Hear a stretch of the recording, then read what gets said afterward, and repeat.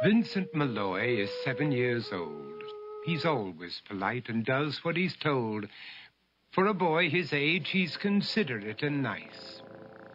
But he wants to be just like Vincent Price.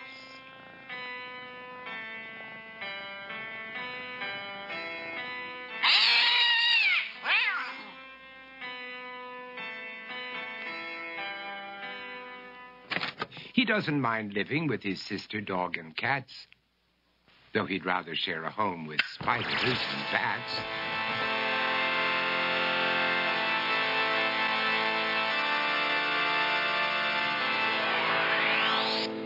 There he could reflect on the horrors he's invented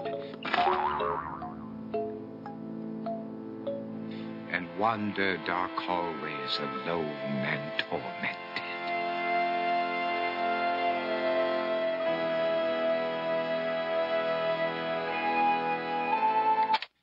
Vincent is nice when his aunt comes to see him, but imagines dipping her in wax for his wax museum.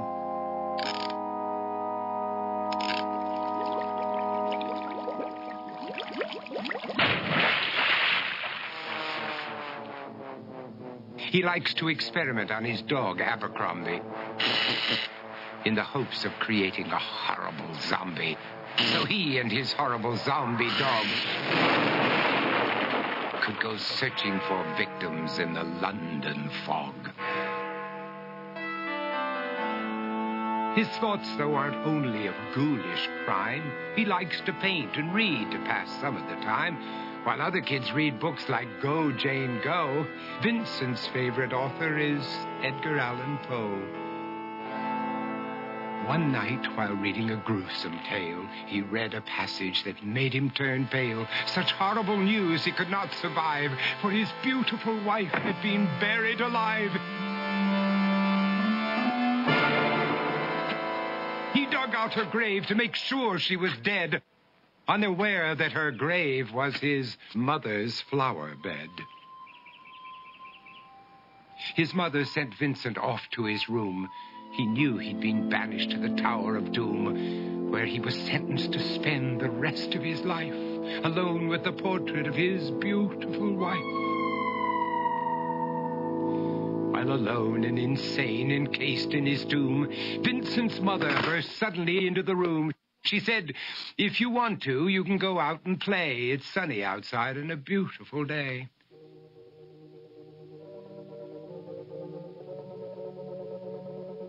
Vincent tried to talk, but he just couldn't speak. The years of isolation had made him quite weak.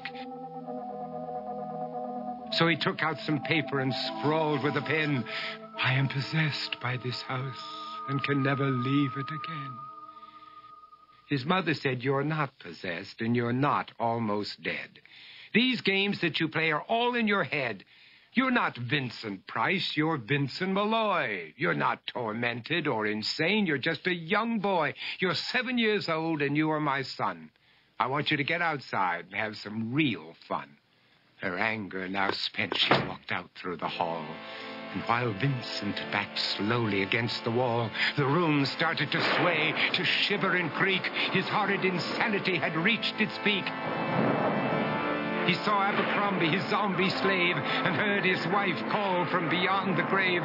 She spoke from her coffin and made ghoulish demands, while through cracking walls reached skeleton hands. Every horror in his life that had crept through his dreams swept his mantle after to terrified screams. To escape the madness, he reached for the door, but fell limp and lifeless down on the floor. His voice was soft and very slow as he quoted The Raven from Edgar Allan Poe.